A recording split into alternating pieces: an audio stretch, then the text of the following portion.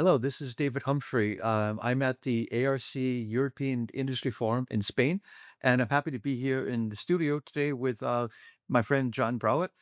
John, you're the general manager of COPA in Europe, I understand. Can you tell us just a little about your position and what COPA does exactly? Most of us know CC Link a little bit better. Right. Yeah. Okay. So yeah, thanks, David. So yeah, as you say, I'm John Browett, and I'm the general manager for the CC Link Partner Association in Europe. And what we have, well, we have two main roles. The first one is to encourage the adoption of CC Link Open Industrial Ethernet technology with more and more vendors in Europe. So we work with all the main vendors in Europe to have them put our Open Industrial Ethernet in their products. And then, of course, the other job we do is just to raise awareness of the technology in Europe in general. So, we do things like all the big fairs like SKS in Nuremberg and so on as part of that activity. All right. Well, John, we're here at the forum, and I'm personally really encouraged with all the innovation that I've seen, especially yesterday we had the innovation corner. There's a lot going on in our industry. What are your impressions of what you've seen at the forum so far?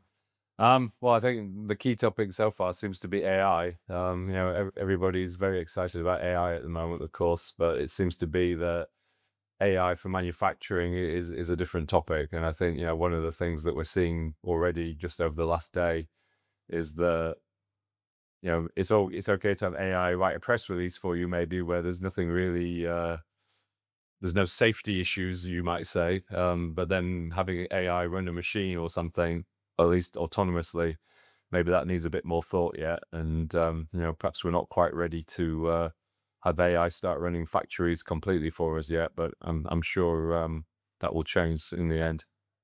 One of the things that I've learned in the past few years, where we talk more and more about software-defined architectures and AI, is the simple equation that SDA plus AI is equal to autonomous operations. Whether we achieve autonomous operations in the future isn't really that important. More important is that we strive to reach it.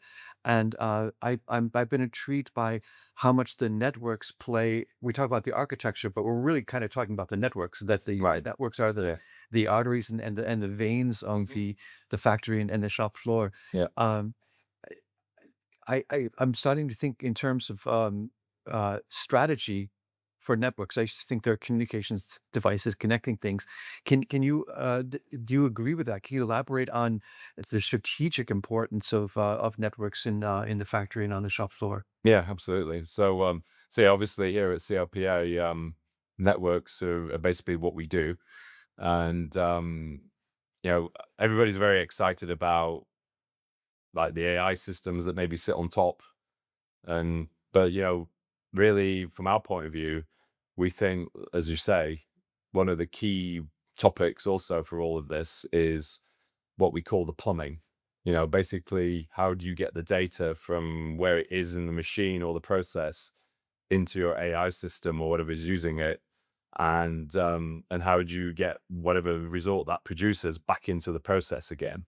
And that's where we believe that the CLPA comes in because we have CC Link IETSN, which is an open industrial Ethernet, and right now it's the only one which incorporates time sensitive networking along with gigabit bandwidth.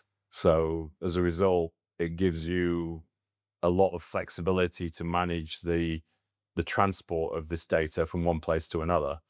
And really why those two things are important are the time sensitive networking.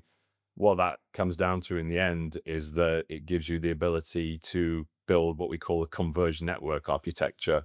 So what that means is that in the past, where maybe you had different networks handling different kinds of data, so maybe like, for example, safety and motion control and so on, now with TSN, you can combine all that, converge it onto one network, so you can have a higher level of transparency. And then, of course, with the gigabit bandwidth, one of the key challenges that we're seeing now is that we're seeing processors on the shop floor which are generating a sort of metaphorical tidal wave of data. And so you're going to need more and more bandwidth to handle all this data. And again, by including gigabit bandwidth in our technology, you have that capacity available to do that. How do you expect to see these technologies develop in the near future? Well, yeah, there's a lot of interesting stuff going on right now. I mean, the two key things maybe related to that are you've got activities like IEC 60802, and that is an initiative which is defining standardized profiles for industrial automation using TSN. So that's pretty much ready now. And then also, you've got another activity called TIAC, the TSN Industrial Automation Conformance Collaboration, which CLPA is a part of. And that's basically providing standardized testing for devices that are using TSN. So as a result, these are all activities which are helping to encourage the adoption of TSN uh, between device vendors, end users, machine builders, and so on as we're going forwards. But I think, in the end, what we're seeing is we're seeing this drive towards handling this data in a more efficient way because it's been driven by AI and so on. And I think, technologies like CC-Link IETSN have got a key role to play in all that as we go forwards. Well, I think we're coming up on the 20th anniversary soon of industrial Ethernet, Hmm. and every time we think the technology is finished, there's something new that comes up. There are new standards that favor industry. Industry for some years now has had a say in the Hmm. further development of the standards, whereas that wasn't the case initially. How do you see the future of industrial networking? Are we still going to have different flavors of industrial Ethernet, or are we going to standardize eventually? Yeah, well, it's true. I mean, Ethernet, I think, was it Ethernet originally arrived in, was it like 1960s or something? 73, '73 was 1973. it, right? Yeah, a long time ago. And then you're right, it's evolved over time and it keeps going, and obviously it's still very relevant today. I think with technologies like TSN, it's just going to help keep it going. I mean, like you say, in the past you had the so-called field bus wars where there was all these different field buses that weren't really compatible with each other. And then, industrial Ethernet kind of standardized the physical layer, but then you still had all these protocols that weren't really compatible with each other. And I think with TSN now, that's kind of going to address all that because now with a converged network, you'll be able to have different kinds of traffic on the same network. So they can now all kind of operate together. So I think, as we go forward, we'll see an increase in the interoperability of all these different things. All right, John, thanks for your time. Thanks for coming to the forum, and thanks for joining us in the studio today. And hope to see you at an ARC forum again sometime soon. Great. Thanks very much, David. Thanks for the opportunity.